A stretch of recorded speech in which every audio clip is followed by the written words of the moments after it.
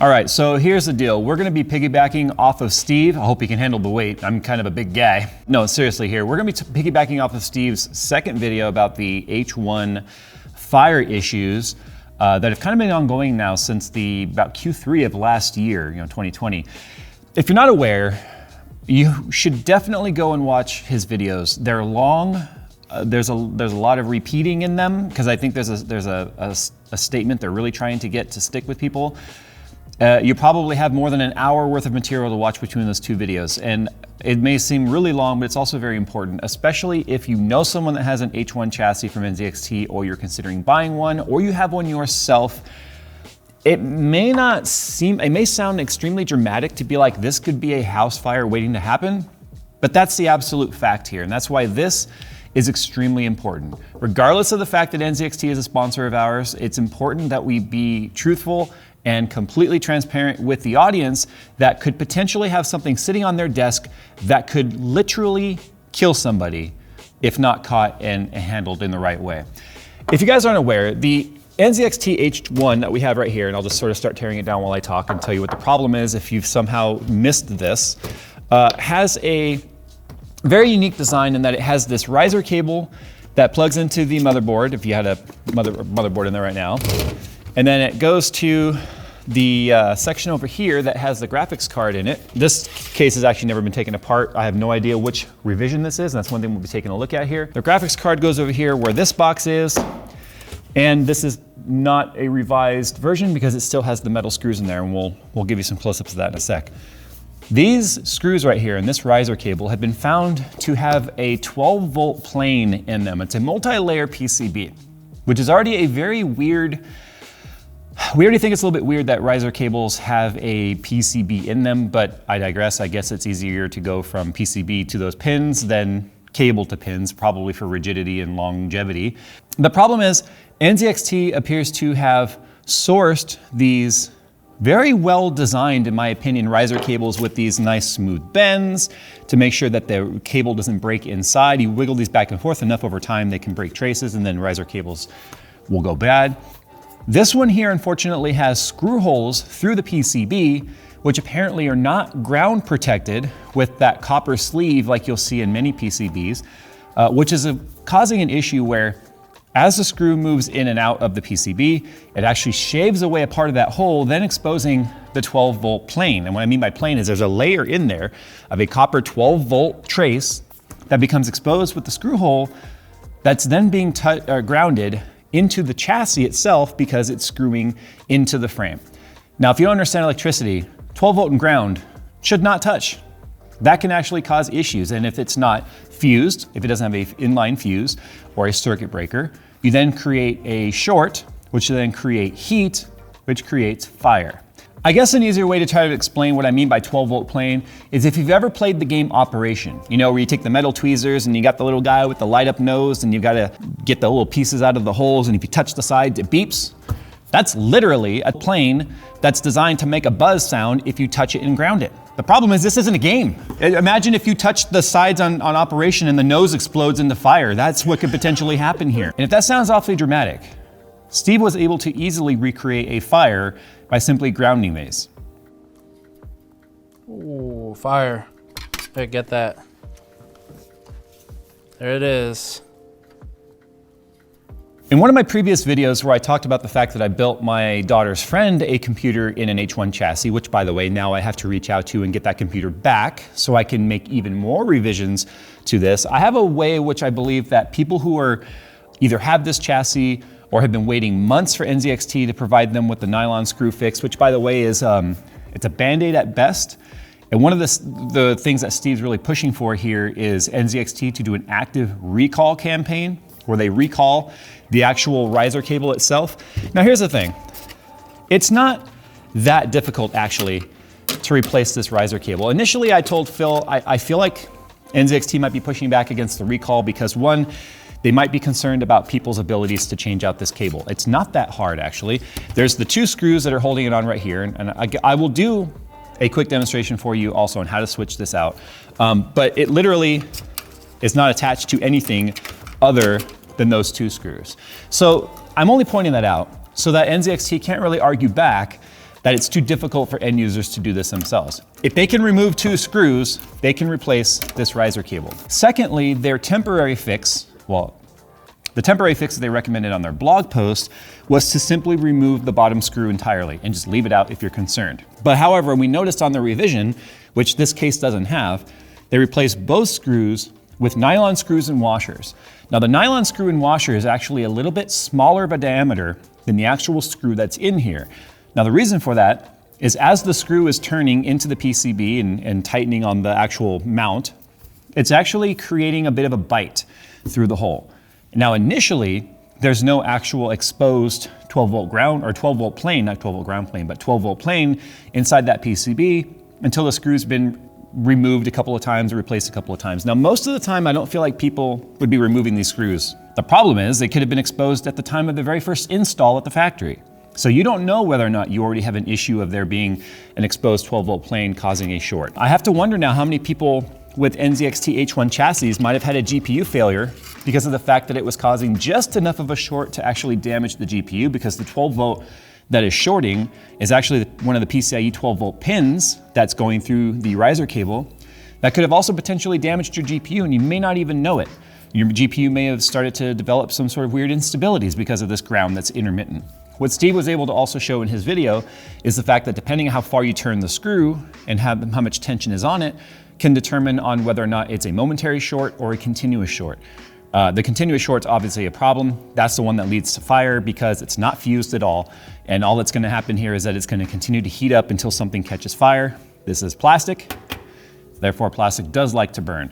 If that can catch fire and be left uncontrolled, the riser cable itself can continue to burn, all this insulation catches fire, the wires catch fire on the GPU, it continues to catch fire, and say, God forbid, you have this sitting on a desk near some drapes or something, your drapes catch fire, well, that ends usually in a headline that nobody wants to read. So what we're gonna do today is we're gonna talk about the fix that unfortunately NZXT has apparently been dragging their feet on, which is the replacement of nylon screws, which is a smaller diameter so that it's not chewing away the PCB. But unfortunately, what Steve found in his retail purchased H1 is that the nylon screws were actually installed cross-threaded on his, and that the nylon screws can also break. If you over-tighten it and it breaks, well, it's not gonna cause you a problem necessarily with your graphics card or anything, but your riser cable can flop around now and your graphics card isn't as supported. I have a way that I think we could maybe make this a little bit easier for you to have some peace of mind at home right now while you're waiting for the nylon screw fix. The problem with the nylon screw fix though is there are folks out there on Twitter, on Instagram, on YouTube who've been commenting to me, commenting to Steve, and anyone else that's talked about this, that they've applied for this fix months ago and still have not received it. Now this is unfortunately, let's flip the tables here. Let's say your automotive manufacturer learns of a screw that could cause an engine bay fire.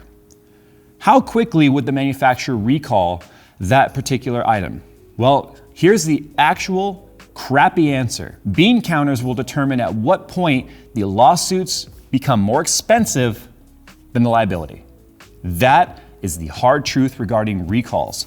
There has to, even if we're talking about a fatal loss of life potential recall. We're talking about the Toyota sticking throttle issue that happened 10 years ago. Until the potential liability cost of being sued for loss of life or whatever becomes greater than the cost of the fix, they won't do anything about it. And that's the way automotive manufacturers work. It sucks, but that's the truth. And I have no doubt that NZXT appears to be in this situation right now where they are weighing the cost of replacing the Pcie riser cable, which I'm gonna digress here for a second. Phil and I've talked about this. We kind of feel bad for NZXT in this sense.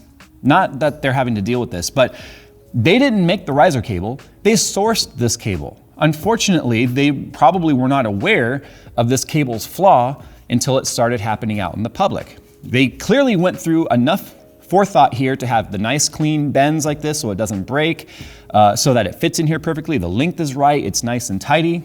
But unfortunately, whatever manufacturer they went with cheaped out on the design, which NZXT is now paying for. Unfortunately for NZXT, it's their name on the product. You can't sweep this under the rug.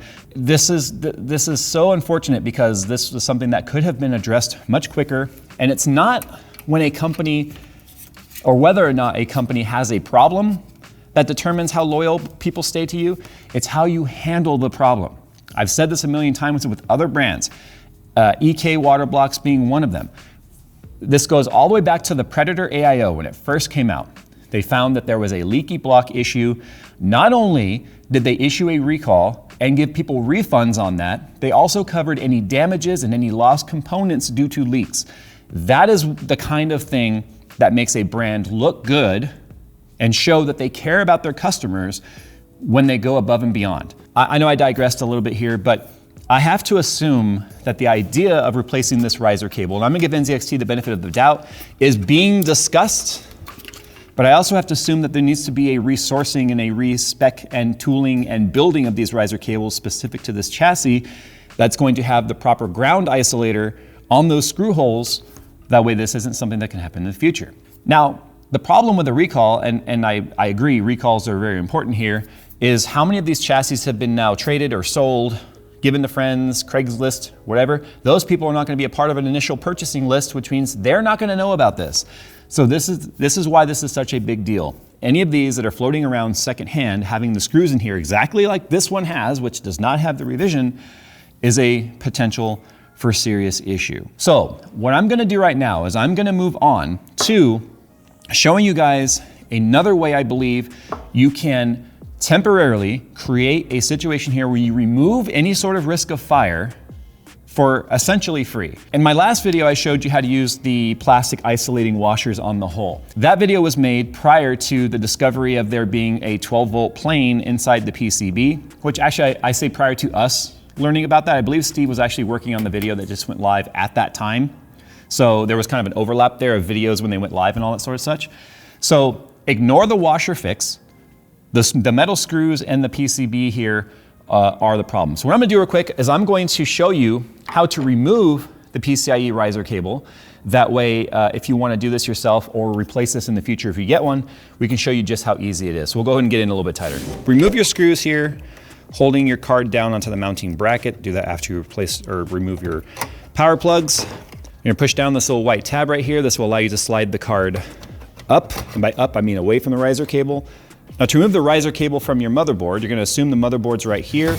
You'll be able to access right here on the back side a tab very similar to what we just did on the graphics card. You'll remove that tab, flip this up and out of the way, kind of bring it up like this. You'll notice right here, this is our culprit right here. This is the one that's potentially able to start a fire. That's the one we're gonna look at in a second close up. Take a long screwdriver like I've got here, remove this. As we remove it, you'll probably see some powder coming out with it, which is actual PCB material. See that? See, it just flaked off, look at that. So, look at all that. Just like Steve showed, look what just fell out on the table right here. When the screw fell, look, that's what came off the screw right there. That's PCB dust. That's it biting into the PCB. Terrible. So then you need to remove this back one as well, right here.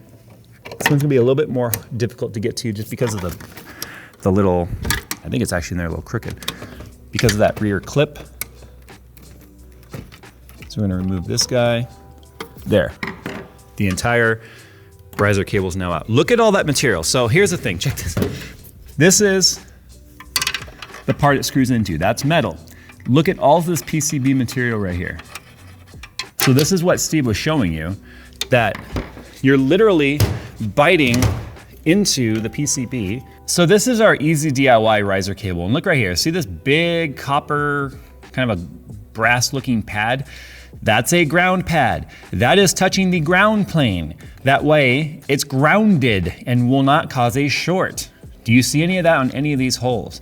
Something else I'm noticing here. One, why does it look like Swiss cheese? Why are there so many different holes here? Well, probably because this is an OEM for a bunch of different brands and manufacturers, so the holes will line up to the various brands and their mounting needs, so they can just send it through assembly once, or when I say assembly, construction once, and just drill all the holes. Two, look at the size of this hole versus the other holes. I bet you anything they drilled out that hole to make it bigger, and it still wasn't big enough because, as you can see by the material left on the screw, that it clearly bites in. What is the brand of this PCIe riser? It's right on it. Winning. Is that really? It says winning. You win a fire. You win a fire. Everyone gets a fire. All right. I am known as the zip tie guy. I love zip ties and rubber bands and all that crap. So here's what we're gonna do. You're gonna go to the store and you're gonna buy yourself an assorted pack of zip ties. But Jay, you said this is free. Yes, the fix is free because you're actually buying them so you can properly cable manage your computer. And you're already gonna have them because of that. You're gonna wanna find the size that fits through the hole like such, okay? Now here's the thing, before anyone goes, Jay, that's not gonna properly support the graphics card.